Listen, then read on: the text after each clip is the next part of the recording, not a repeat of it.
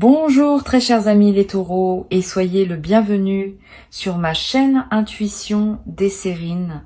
Voici votre tirage de guidance pour les énergies du mois de mai et j'espère que vous êtes bien.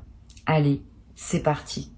Le mot miracle est l'un des plus mal compris de notre vocabulaire. On l'imagine spectaculaire, voyant, accompagné d'effets visuels comme dans les films.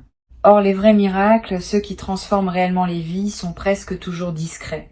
Ils se glissent dans le quotidien sans faire de bruit. On les remarque souvent après coup en regardant en arrière, en se disant « c'était là, à ce moment précis, que tout a basculé ». Et pourtant, sur le moment, rien ne semblait extraordinaire au regard extérieur. Le miracle qui s'apprête à se produire pour toi appartient à cette catégorie. Il est puissant, il est réel. Et il est paradoxalement humble dans sa manière de se manifester. Ce que la plupart des gens ne savent pas à propos des miracles, c'est qu'ils suivent des lois. Pas les lois physiques classiques, certes, mais des lois plus profondes, qui régissent les coïncidences signifiantes, les ouvertures de chemin, les apparitions inattendues. Ces lois ne sont pas mystérieuses pour ceux qui ont appris à les observer. L'une d'elles dit qu'un miracle ne peut se produire que lorsque la personne est prête à le recevoir sans le déformer par sa peur. Une autre dit qu'un miracle vient toujours répondre à un besoin réel, mais rarement sous la forme exacte que la personne avait imaginée. Une troisième dit qu'un miracle, une fois reçu, doit être honoré pour être prolongé. Tu vas faire l'expérience pratique de ces lois dans les jours qui viennent. La préparation dont parle le titre n'est pas une préparation matérielle. Tu n'as pas à acheter quelque chose, à organiser quelque chose, à mettre en place une mise en scène. La préparation dont je te parle est intérieure. Elle consiste à ouvrir ton champ perceptif, à cesser de fonctionner en pilote automatique, à redevenir attentif aux petites variations de ton quotidien, parce que c'est dans ces petites variations que les miracles aiment se loger. Une personne qui croise ton regard plus longtemps que d'habitude. Un message qui semble t'être destiné personnellement. Un objet qui apparaît au moment précis où tu en avais besoin. Toutes ces choses, normalement passées inaperçues, sont les véhicules potentiels du miracle qui se prépare. Imagine pour un instant que tu aies vécu, sans le savoir, dans une pièce dont les fenêtres étaient légèrement embuées. Tu voyais à travers mais avec un voile. Tu pensais que c'était la vue normale. Tu savais pas qu'on pouvait voir plus net. Et puis un jour, sans que tu fasses rien de particulier, la buée commence à se dissiper. Pas brutalement, progressivement. Et tu commences à distinguer des détails que tu n'avais jamais perçus. Des couleurs plus vives, des reliefs plus précis, des présences que tu n'avais pas remarquées. Le miracle qui s'approche de toi ressemble à cette dissipation de la buée. Il révèle ce qui était déjà là, mais que tu ne pouvais pas voir tant que ta perception n'était pas devenue plus fine. Sur Intuition des Sirènes, je veux te parler du sujet précis sur lequel ce miracle va porter. Parce que les miracles ne se produisent jamais au hasard. Ils visent toujours un point spécifique de ta vie. Un point où tu avais cessé d'espérer. Un point que tu avais classé comme définitivement bloqué. Un point sur lequel tu n'osais même plus demander quoi que ce soit. Parce que la déception passée t'avait appris à ne plus formuler de désir précis. C'est exactement sur ce point que le miracle va opérer. La vie a une intelligence particulière. Elle vise les zones où nous avons abandonné, parce que c'est là que l'effet sera le plus profond. Quand quelque chose s'ouvre, où nous attendions encore, nous nous réjouissons. Quand quelque chose s'ouvre, où nous avions cessé d'attendre, nous sommes véritablement transformés. Le moment où tu réalises qu'un miracle est en train de se produire est très particulier. Il y a d'abord une sensation d'irréalité. Tu te dis que c'est impossible, que tu rêves, que tu es en train de mal interpréter quelque chose. Cette phase de déni dure parfois quelques minutes, parfois quelques heures, puis la réalité du miracle s'impose. Tu commences à accepter que oui, ce qui se produit est bien en train de se produire. Et là, une émotion immense te traverse, une émotion qui dépasse la simple joie, une émotion qui touche à la révérence. Tu ressens, dans ton corps, que tu es face à quelque chose de plus grand que ton entendement habituel. Cette révérence est l'émotion typique de la rencontre avec le miraculeux. Tu vas remarquer, dans la période qui précède la manifestation du miracle, des signes annonciateurs. Pas des signes spectaculaires. plutôt des signes que tu pourrais facilement rater si tu n'es pas attentif. Une chanson qui passe à la radio juste au moment où tu pensais à quelqu'un, un chiffre qui revient plusieurs fois dans ta journée, un livre qui s'ouvre sur une page particulièrement parlante, un rêve qui semble t'envoyer un message clair. Ces signes ne sont pas des coïncidences. Ils sont la manière dont l'invisible te prépare au miracle qui s'approche. Il te tape doucement sur l'épaule pour que tu sois attentif au moment où la manifestation principale se produira. Une chose importante à comprendre, c'est que les miracles n'arrivent pas à ceux qui les méritent dans un sens moral.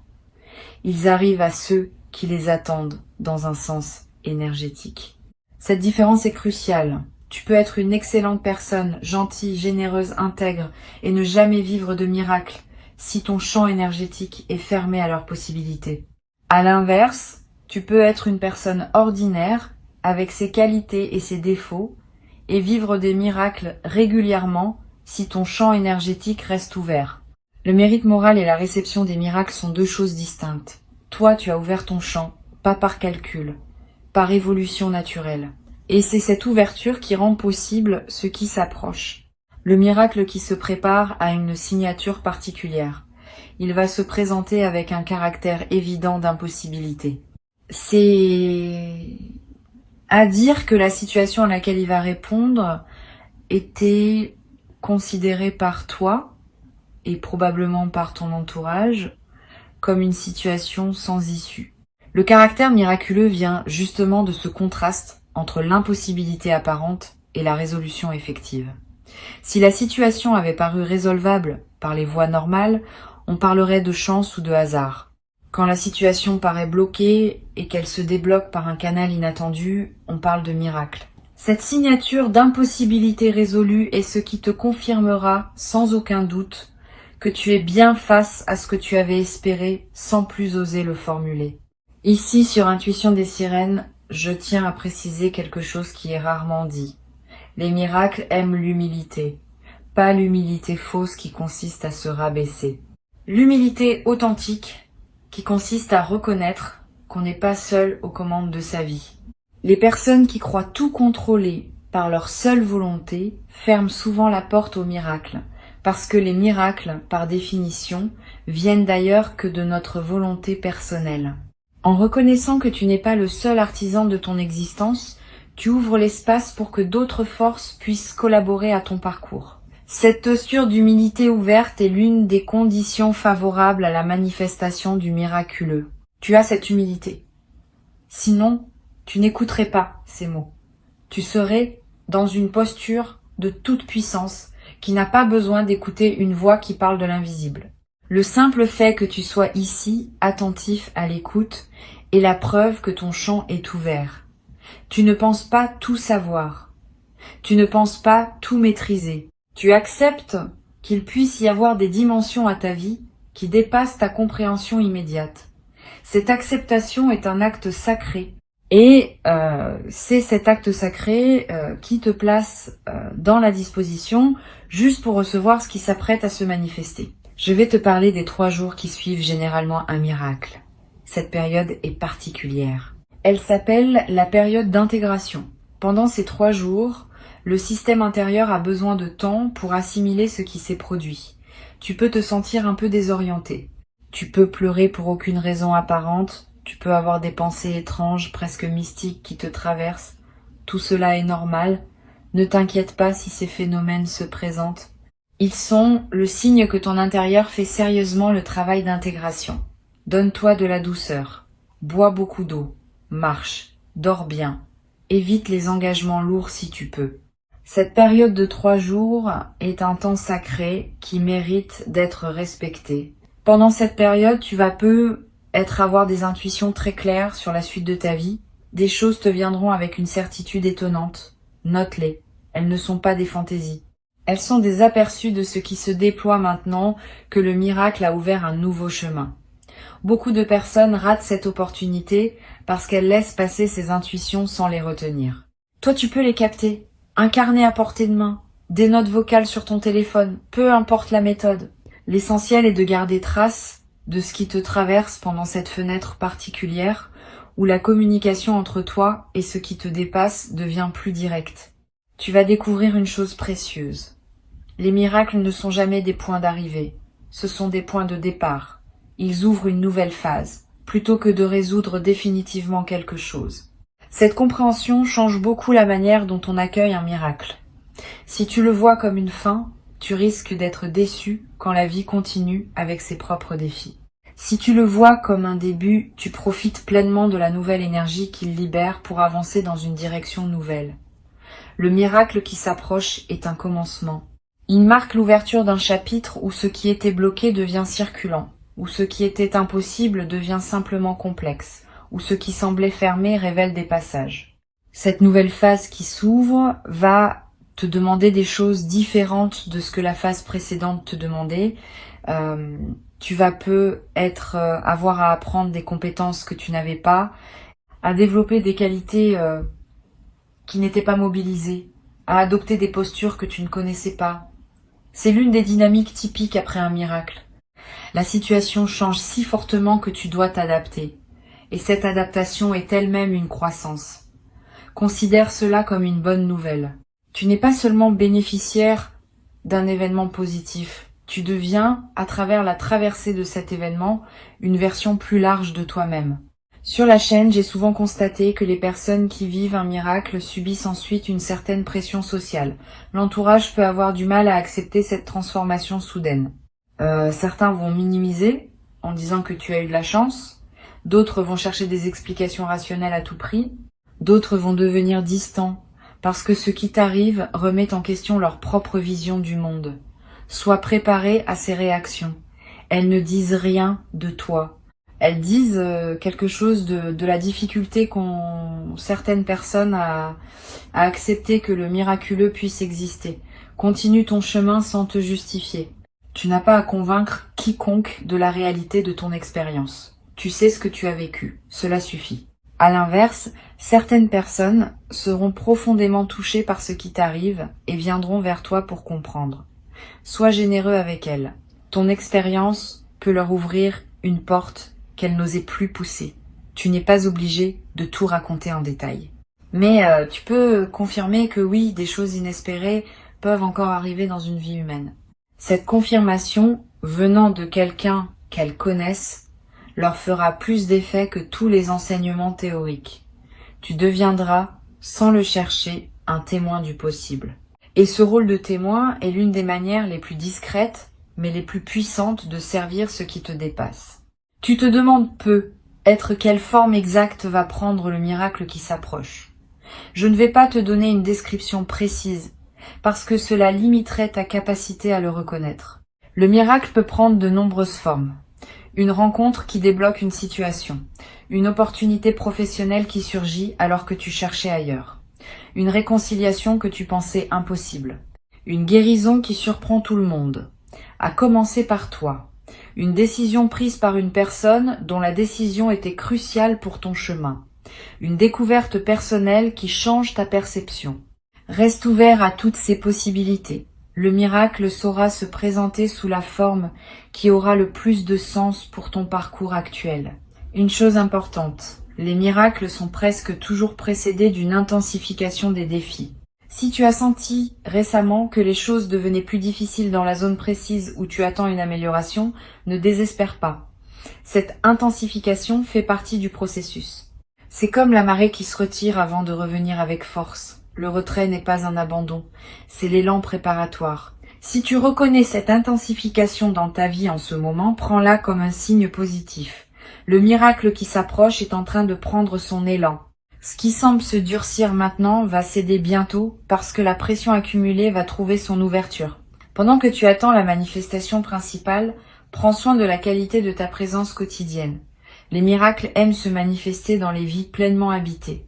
Si tu passes tes journées en mode dispersion, en pilote automatique, en pensant constamment à autre chose qu'à ce que tu vis, le miracle peut te toucher sans que tu le remarques. Au contraire, si tu es présent à chaque tâche, à chaque conversation, à chaque sensation, tu seras parfaitement prêt à percevoir le moment où l'extraordinaire émerge dans l'ordinaire. Cette qualité de présence est l'attitude la plus utile que tu puisses cultiver dans cette période de préparation. Tu peux pratiquer une forme simple de présence. 3 fois par jour, arrête-toi quelques secondes. Regarde autour de toi, écoute les sons, sens les sensations dans ton corps. Respire profondément. Cette micro-pause n'est rien d'extraordinaire en apparence, mais répétée plusieurs fois par jour, elle entraîne ton système intérieur à rester ouvert et perceptif. Et un système ouvert et perceptif est exactement le type de système qui capte les manifestations subtiles d'un miracle qui s'annonce. Cet entraînement à la présence est l'une des disciplines les plus discrètes et les plus efficaces.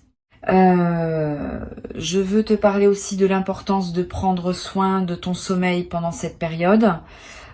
Beaucoup de communications subtiles se produisent pendant le sommeil, des messages te parviennent, des intégrations s'opèrent, des préparations se font. Si tu dors mal, tu rates une partie importante du processus. Veille à te coucher à des heures régulières. Évite les stimulations excessives en soirée. Permets à ton corps de se reposer pleinement. Le sommeil est l'un des principaux espaces dans lesquels le miraculeux te prépare. Honorer ton sommeil, c'est honorer le travail invisible qui s'opère pour toi. Tu vas faire des rêves significatifs avant la manifestation du miracle, des rêves qui te resteront en mémoire avec une netteté inhabituelle, des rêves qui semblent porter un message, des rêves dans lesquels tu vois des couleurs particulièrement vives ou tu rencontres des personnes lumineuses. Ces rêves sont des cadeaux. Note-les au réveil. Ne te précipite pas à les interpréter rationnellement. Laisse-les se déposer en toi. Souvent, leur sens se dévoile progressivement, parfois plusieurs jours après les avoir faits. Et ce sens, quand il se révèle, contient des indications précieuses sur ce qui s'apprête à se produire dans ta réalité éveillée. Il existe une posture intérieure particulière qui favorise la manifestation des miracles. Cette posture mêle la confiance et le détachement. Tu fais confiance au fait que quelque chose va arriver, sans pour autant t'attacher à une forme précise. Cette combinaison peut sembler paradoxale, mais elle est juste. La confiance maintient le canal ouvert. Le détachement empêche le canal de se rétrécir autour d'une attente trop spécifique. Ensemble, elles créent l'espace exact dans lequel le miracle peut prendre la forme la plus juste. Pratique cette posture. Confiance sans crispation. Ouverture sans projection. Je voudrais te parler aussi du rôle de la gratitude anticipée. C'est une pratique étonnante mais puissante. Elle consiste à remercier déjà pour ce qui n'est pas encore arrivé. Pas dans une logique magique de provoquer la manifestation, dans une logique d'alignement. Quand tu remercies par avance, tu te places dans la fréquence émotionnelle qui correspond à la réception. Et cette fréquence prépare ton système à accueillir ce qui vient. Tu peux dire intérieurement « merci pour ce qui est en chemin », sans être plus précis. Cette simple phrase, répétée avec sincérité, ajuste ta fréquence et facilite la rencontre entre toi et ce qui s'approche. Un autre point essentiel concerne ton rapport à ton propre désir. Beaucoup de personnes ont peur de désirer trop par crainte d'être déçues. Cette peur, quoique compréhensible, peut paradoxalement bloquer ce que tu désires. Le miracle qui s'approche n'est pas freiné par l'ampleur de ton désir. Il est freiné par la peur de désirer. Ose désirer. Pas dans le sens d'une convoitise insatiable, dans le sens d'un appel sincère vers ce qui te ferait du bien. Cet appel est entendu, et il appelle, à son tour, la réponse correspondante. Tu n'as pas à diminuer ton désir pour mériter ce qui vient. Tu as à l'assumer pleinement. Sur Intuition des sirènes, j'aime rappeler une chose fondamentale. Les miracles ne sont pas distribués avec parcimonie, comme si la quantité disponible était limitée. L'univers ne fonctionne pas selon une logique de pénurie. Il y a suffisamment de miraculeux pour tous ceux qui sont prêts à le recevoir. Le fait qu'un miracle arrive à quelqu'un d'autre ne diminue en rien la possibilité qu'un miracle arrive aussi à toi. Au contraire, chaque miracle reçu et honoré dans le monde augmente la fréquence collective qui rend les miracles plus accessibles à tous. Tu fais partie de ce mouvement global d'ouverture au miraculeux. Et ton propre miracle contribuera, à son tour, à élever la possibilité pour d'autres. Tu vas, après avoir vécu ce qui s'apprête à se produire, devenir une personne légèrement différente. Pas dans tes valeurs essentielles, celles-là restent, mais dans ta confiance en la vie. Tu sauras, dans tes os, que les choses inespérées peuvent arriver, et cette connaissance corporelle vaut 1000 livres lus sur le sujet. Elle te rendra plus tranquille face aux défis futurs, parce que tu auras la preuve vécue que les situations peuvent se débloquer même quand tout semble dire le contraire. Cette tranquillité confiante est l'un des effets les plus durables d'un miracle reçu et intégré. Tu deviendras être, à ton tour, un facilitateur de miracles pour d'autres, sans avoir à le décider explicitement. Simplement parce que ta nouvelle fréquence rayonne autour de toi et qu'elle inspire les autres à oser à leur tour. Tu donneras des exemples de ta propre vie qui ouvriront des portes dans la conscience de ceux qui t'écoutent. Tu seras présent au moment où une personne traverse un découragement, et ta simple présence, sans grand discours, lui rappellera que l'inattendu reste possible. Ce rôle de facilitateur s'installera naturellement, comme une conséquence de ce que tu auras vécu, et il enrichira ta vie d'une dimension de service à laquelle tu n'avais pas pensé. Maintenant, je veux que tu retiennes une chose simple pour conclure cette préparation. Le miracle qui s'approche n'est pas un événement isolé, il est une porte. Une fois passée, cette porte ouvre sur un paysage différent de celui dans lequel tu as vécu jusqu'ici. Tu n'as pas à comprendre tout de suite ce paysage. Tu as juste à passer la porte quand elle se présentera. Et passer la porte signifie reconnaître ce qui se produit, l'accueillir avec gratitude, ne pas chercher à le rétrécir pour le rendre conforme à tes anciennes attentes. Reste ouvert à la nouveauté complète de ce qui se manifeste. C'est ainsi que les miracles prolongent leurs effets bien au-delà du moment initial.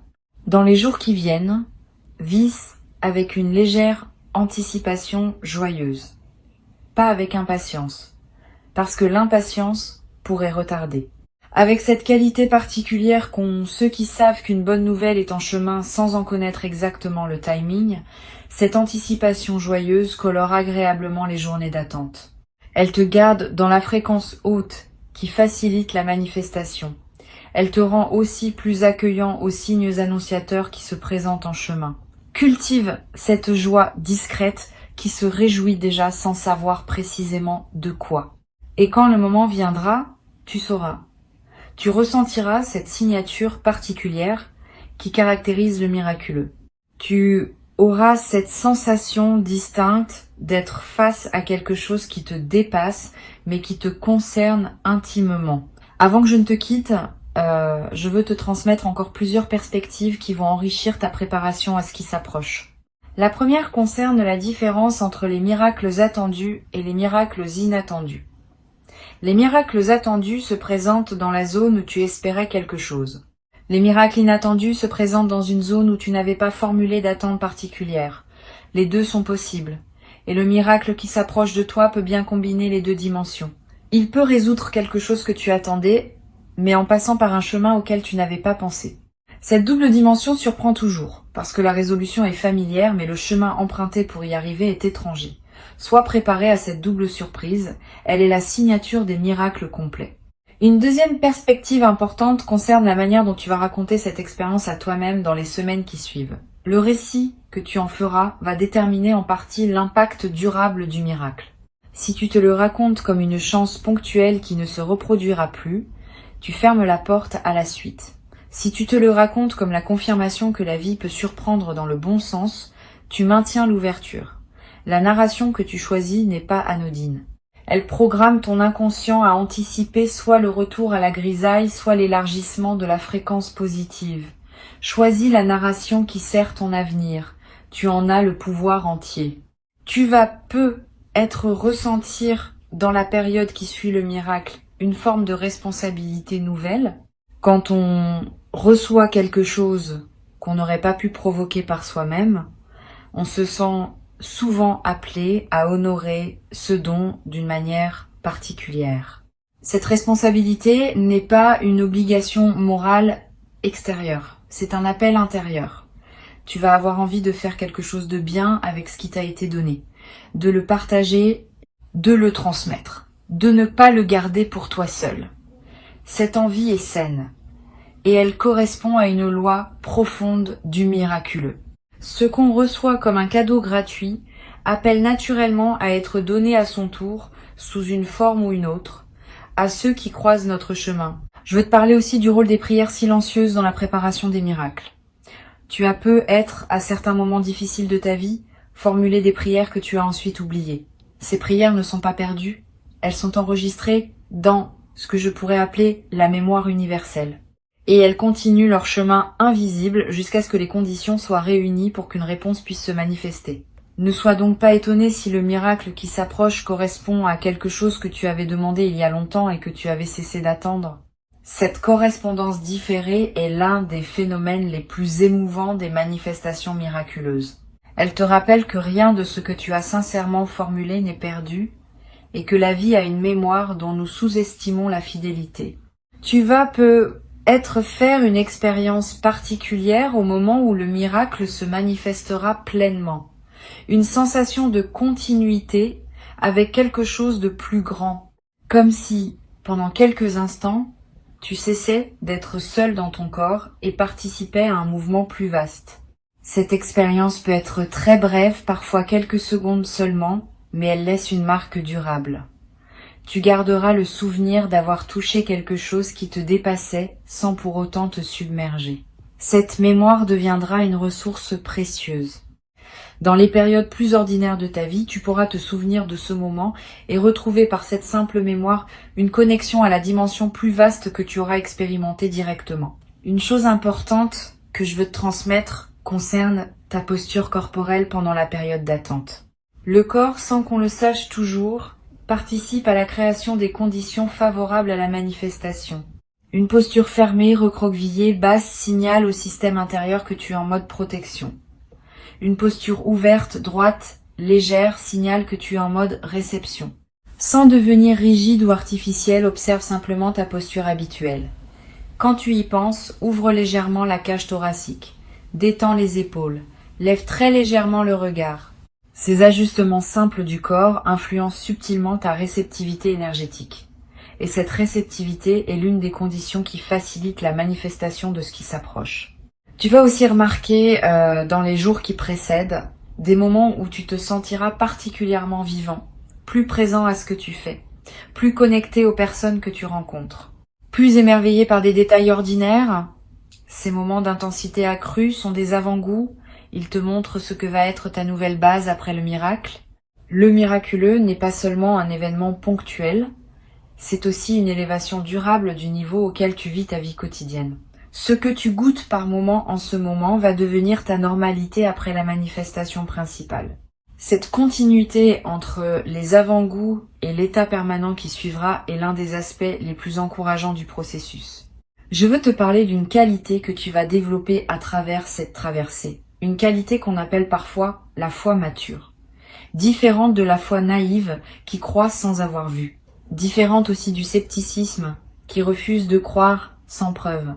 La foi mature, c'est celle qui croit après avoir vu et qui maintient cette croyance même dans les moments où la preuve directe n'est plus disponible.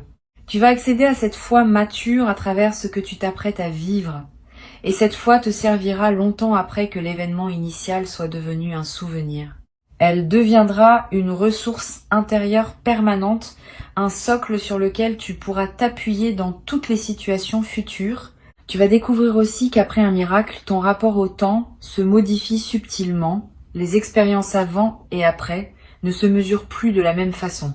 Ce qu'on appelait la durée ordinaire ne fonctionne plus tout à fait pareil.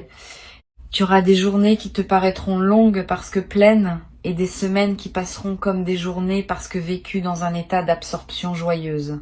Cette élasticité du temps est l'une des caractéristiques de ceux qui ont été touchés par le miraculeux. Le temps cesse d'être un sablier qui se vide et devient un espace où l'expérience prend toute sa densité. Une dernière chose à te transmettre concerne la simplicité fondamentale du processus. Tu n'as pas besoin de techniques complexes pour favoriser la manifestation de ce qui s'approche. Tu as juste besoin d'être disponible.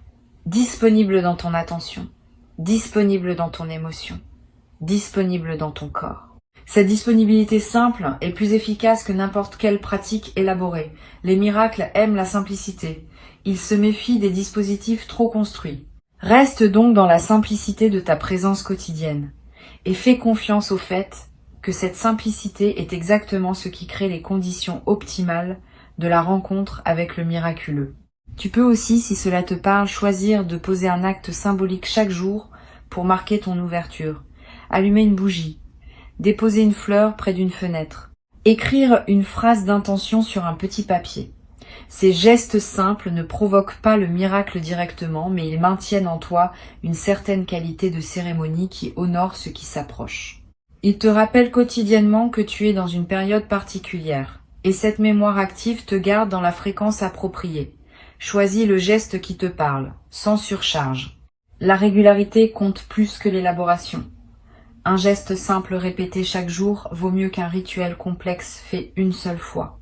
Et tu sauras, dans cet instant, que tout ce que tu as traversé jusqu'à maintenant trouvait son sens dans ce moment précis. Pas que ta vie n'ait été qu'une attente, mais que cette vie, dans toutes ses dimensions passées, t'avait préparé à pouvoir reconnaître et accueillir ce qui se présente maintenant. La reconnaissance sera la clé. Et la reconnaissance, tu l'auras. Reste prêt. Le miracle t'attend, et il a déjà commencé son approche silencieuse, lente et précise vers toi.